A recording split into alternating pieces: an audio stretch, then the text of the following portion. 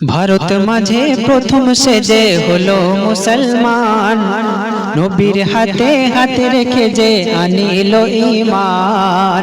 ভারত মাঝে প্রথম সেজে হলো মুসলমান, নবীর হাতে হাতে রেখে যে আনিল ঈমান।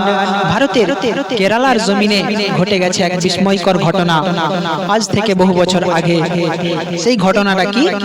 ভারতের কেরালার রাজ্যে এক রাজা থাকতো, তার নাম ছিল রাজা চেরামান পেরুমাল। সেই রাজা চেরামান পেরুমাল একদিন রাত্রে বেলায় কি দেখছে, লক্ষ্য করে ঘটনার মাধ্যমে শুনবেন। নিঝুম রাতে দাঁড়িয়ে দেখে রাজা চেরামান, পশ্চিম গগনে পূর্ণিমা চাঁদ হইল দেখান। নিঝুম রাতে দাঁড়িয়ে দেখে রাজা চেরামান, পশ্চিম গগনে পূর্ণিমা চাঁদ হইল দেখান। দৃশ্য এমন দেখে তখন রাজা চেরামান, স্বপ্ন কিনা সত্যি ভেবে হলো পেরেশান। রাত কেটে যায় ঘুম আসে নাই, ভাবে ভগবান অশনি সংকেত নাকি শান্তির আহ্বান। ভারত মাঝে প্রথম সেজে হলো মুসলমান, নবীর হাতে হাতে রেখে সে আনিল ঈমান। রাজা যখন দেখতে পেল পশ্চিম গগনে পূর্ণিমা চাঁদ দুখান হয়ে গেল, একদিকে একটা চলে গেল আর এক টুকরো আরেক দিকে চলে গেল, এমন দৃশ্য দেখে সে ভাবলো হয়তো তাদের ভগবান হয়তো কিছু অশনি সংকেত দিচ্ছে।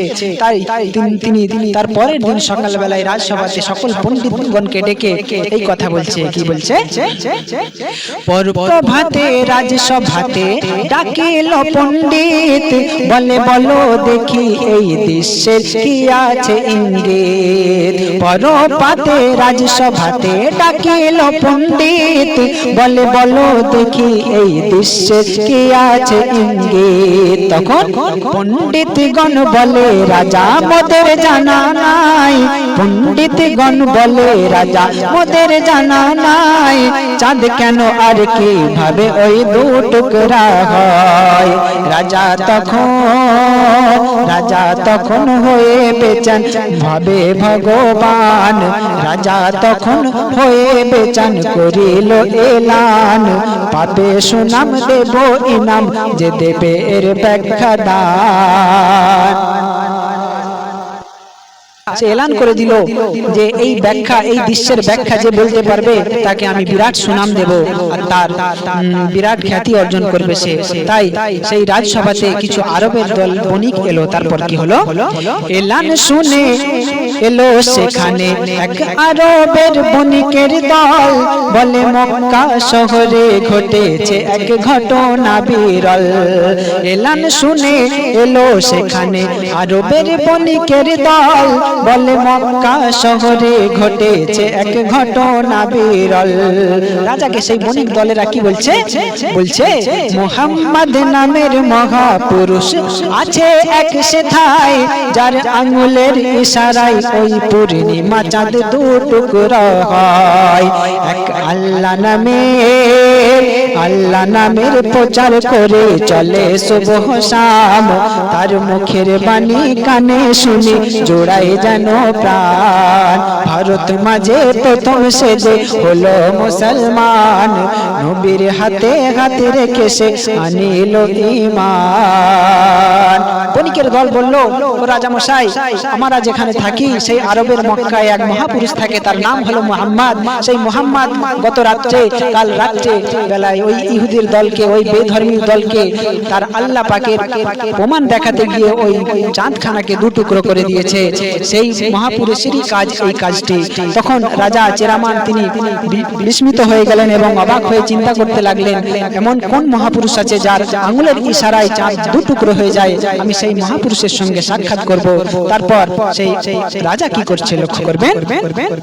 রাজা চেরামান হয়ে বেচান, বলে কে এই মোহাম্মদ দিদার পেতে আরো পেতে যেতে লাগে সাদ রাজা চেরামান হয়ে বেচান কে বলে কে এই মোহাম্মদ দিদার পেতে আরো পেতে যেতে লাগে সাদ বণিকদের ওই সঙ্গে নিয়ে বেরোই সফরে তার আর সহ্য হলো না সেই বণিকের দলকে নিয়ে সমুদ্র পথ পাড়ি দিয়ে চলতে লাগলো সফর করতে লাগলো মক্কা শহরে পৌঁছানোর জন্য তারপর কি হলো বণিকদের সঙ্গে নিয়ে বেরোই সফরে সমুদ্র পাড়ি দিয়ে পৌঁছাই মদিনা শহরে সাক্ষাৎ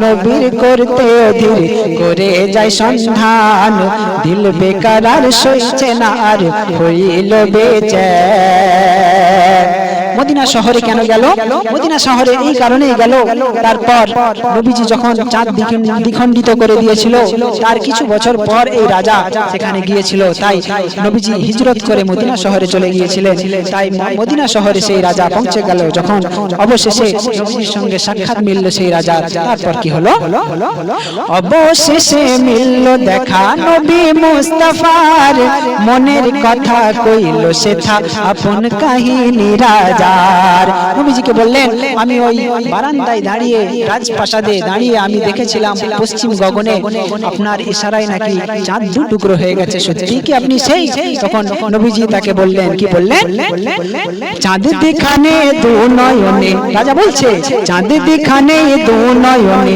যেদিন দেখেছি আর যেদিন দেখি সেদিন হতে ও নবী তোমায় খোঁজে আঁখি হকের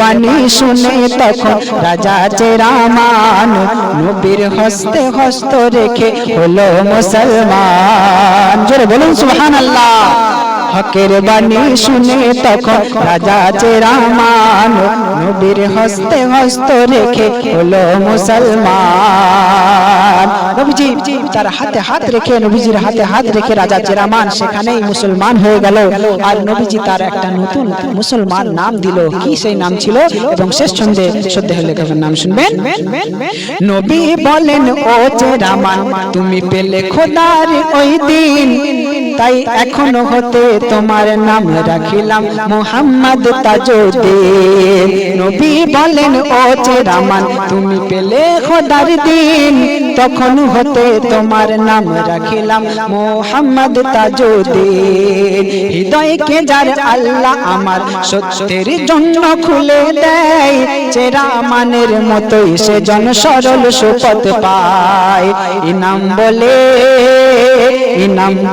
যাও কেরলে ইনাম বলে যাও কেরলে দেখিতে প্রমাণ আজও কেরালার জমিনে যারা যায় তারা দেখতে পায় কি দেখতে পায় ইনাম বলে যাও কেরলে দেখিতে প্রমাণ চেরামান মসজিদ সেথা আজও বিদ্যমান ভারত মাঝে প্রথম সেজে হলো মুসলমান নবীর হাতে হাত রেখে সে আনিল ঈমান ভারত মাঝে প্রথম সেজে হলো মুসলমান নবীর হাতে হাত রেখে যে আনিল ঈমান